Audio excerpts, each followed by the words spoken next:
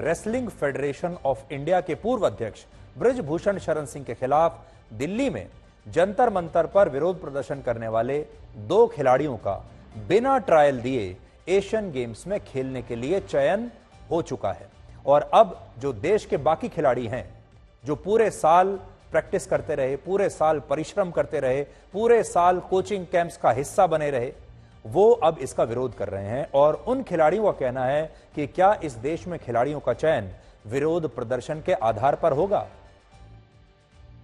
जो ad hoc committee फिलहाल wrestling federation of India का कामकाज देख रही है, उसका कहना है कि सिलेक्शन कमेटी ने सभी नियमों को ध्यान में रखते हुए ही एशियन गेम्स के लिए बजरंग पूनिया और विनेश फोगाट का चयन किया है बिना ट्रायल दिए। इस फैसले के तहत बजरंग पूनिया 65 किलोग्राम भार वर्ग की फ्री स्टाइल श्रेणी में भारत के लिए खेलेंगे और विनेश फोगाट 53 किलोग्राम भार वर्ग की विमेन्स रेसलिंग कैटेगरी में भारत के लिए खेलेंगी। और आपको शायद पता होगा कि बजरंग पूनिया की पत्नी संगीता फोगाट विनेश फोगाट की बहन है और बजरंग पूनिया और विनेश फोगाट ने ही रेसलिंग फेडरेशन ऑफ इंडिया के पूर्व अध्यक्ष बृजभूषण शरण सिंह के खिलाफ जंतर मंतर पर कई महीनों तक आंदोलन किया था। लेकिन अब इन दोनों को ही बिना ट्रायल दिए एशियन गेम्स के लिए सेलेक्ट कर लिया गया है।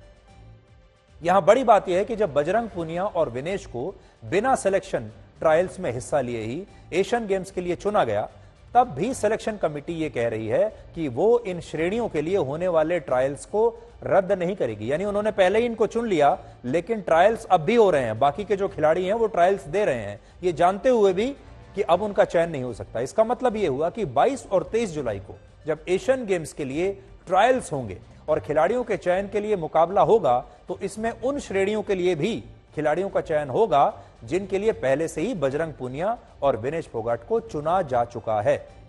बस फर्क इतना है कि जो खिलाड़ी इन सिलेक्शन ट्रायल्स में जीत जाएंगे, क्वालिफाई कर जाएंगे, उन्हें एशियन गेम्स में ना भेजकर उन्हें स्टैंड बाय पर रखा जाएगा। और इन्हें आप ये समझ लीजिए कि ये जो खिलाड़ी होंगे ये रिजर्व खिलाड़ी होंगे और इन खिलाड़ियों को तभी खेलने का मौका मिलेगा जब बजरंग पूनिया या विनेश फोगाट किसी वजह से एशियन गेम्स में भाग लेने की स्थिति में नहीं होंगे। और यही वजह है कि अब कुछ कुश्ती खिलाड़ी इसका जबरदस्त विरोध कर रहे हैं। इन सभी खिलाड़ियों का एक ही सवाल है कि जब कुश्ती संघ ने सभी खिलाड़ियों के लिए सिलेक्शन ट्रायल्स को अनिवार्य कर दिया है, तो फिर बजरंग पूनिया और विनेश फोगाट को यह छूट क्यों दी गई है। इसके अलावा इन खिलाड़ियों की एक दलील यह भी है कि अगर उन्हें ट्रायल्स में जीतने के बाद एशियन गेम्स में भाग लेने का मौका मिलेगा ही नहीं, तो इसमें न्याय कहां होगा। हालांकि इस मामले में रेसलिंग फेडरेशन ऑफ इंडिया की दलील कुछ और है। उनका कहना है कि बृजभूषण शरण सिंह की अध्यक्षता में ट्रायल्स को लेकर जो नियम बने थे, उनसे पहले अंतर्राष्ट्रीय प्रतियोगिताओं में खिलाड़ियों का चयन उनके प्रदर्शन के आधार पर ही हुआ करता था। यानी जो खिलाड़ी ओलंपिक्स या वर्ल्ड रेसलिंग चैंपियनशिप में मेडल जीतते थे, वो खिलाड़ी बिना ट्रायल के लिए ही एशियन गेम्स और दूसरी प्रतियोगिताओं में सेलेक्ट होते थे। और ये एक कोटा सिस्टम था जिसे बृजभूषण शरण सिंह ने समाप्त कर दिया था। और यही वजह है कि जब जब पुरानी व्यवस्था के तहत बजरंग पूनिया और विनेश फोगाट को ट्रायल से छूट दी गई, तो इससे बाकी खिलाड़ी नाराज हो गए। बजरंग पूनिया और विनेश फोगाट दोनों ही खिलाड़ियों ने पिछले साल वर्ल्ड रेसलिंग चैंपियनशिप में मेडल जीता था, इसलिए उन्हें ट्रायल से छूट मिल गई।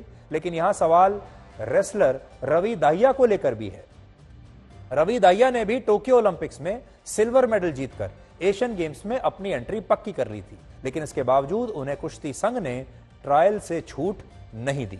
कुश्ती संघ का कहना है कि रवि दाहिया को पिछले कुछ समय में चोटें लगी हैं, इसलिए उन्हें बिना ट्रायल में हिस्सा लिए एशियन गेम्स के लिए नहीं चुना जा सकता। लेकिन बजरंग पूनिया और विनेश फोगाट के मामले में सिलेक्शन कमेटी पर यह आरोप लग रहे हैं कि उसने दबाव में आकर और खिलाड़ियों के विरोध प्रदर्शन की वजह से उन्हें ट्रायल से छूट दे दी है। अब यह फैसला सही है या गलत, यह हम आप पर छोड़ते हैं, लेकिन हम आपको उन खिलाड़ियों की बात आज जरूर सुनाना चाहते हैं जिनका कहना है कि अगर उन्हें योग्य होने के बाद भी खेलने का मौका नहीं मिलेगा तो फिर वो क्या करेंगे, ये कहां तक न्याय है।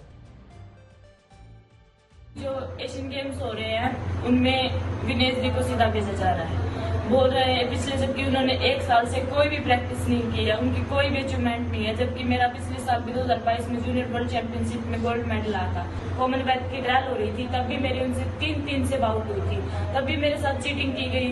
तब भी मैंने वो किया कि चलो कोई नहीं, एशियन गेम्स के लिए मैं अगली बार एशियन गेम्स से ओलंपिक क्वालिफाई करूंगी। लेकिन इस बार बोल रहे हैं कि भाई सीधा दिनेश जी को भेजेंगे, ये थोड़ी ना होता है। उनका एशियन गेम्स में सीधा सिलेक्शन कर दिया गया है 65 में, बगैर ट्रायल सीधा सिलेक्शन एशियन गेम्स में।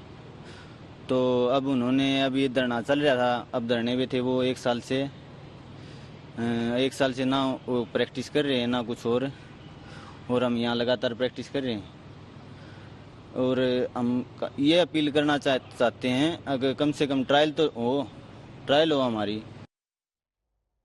अब बड़ी बात यह है कि दो खिलाड़ी जिनके नाम है अंतिम पंगल और सुजीत कलकल, ये दोनों हाईकोर्ट में चले गए हैं, दिल्ली हाईकोर्ट में। इन्होंने अब अर्जी लगाई है और कहा है कि बजरंग पूनिया और विनेश फोगाट को जो ट्रायल्स से मुक्ति देकर बिना ट्रायल्स के चयन किया गया है, उस फैसले को इन्होंने दिल्ली हाईकोर्ट में चुनौती दे दी है।